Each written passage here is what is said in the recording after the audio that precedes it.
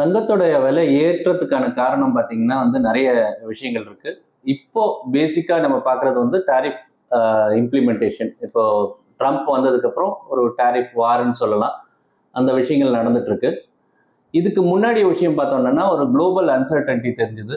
ஒரு கண்ட்ரி 2 கண்ட்ரிக்கு நடுவில் இருக்கக்கூடிய வார். இப்போ ரஷ்யா, உக்ரைன் ஒரு வார் அப்படின்னாலே வந்து இந்த விஷயங்கள் வரலாம்.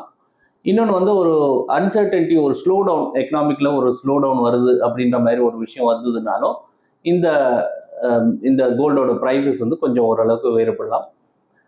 நாலாவது விஷயம், இப்போ டாலரோட வீக்னஸ் அப்படின்றது ஒரு விஷயம் பார்த்தோம்னா, டாலர் வீக் ஆகலாம் அப்படின்ட்டு எங்கேயாவது ஒரு ஒரு ஃபீல் வந்ததுன்னா, இன்வெஸ்டர்ஸ் ஃபீல் பண்ணாங்கன்னா அந்த விஷயத்துலையும் வந்து கோல்டு ஏறும்.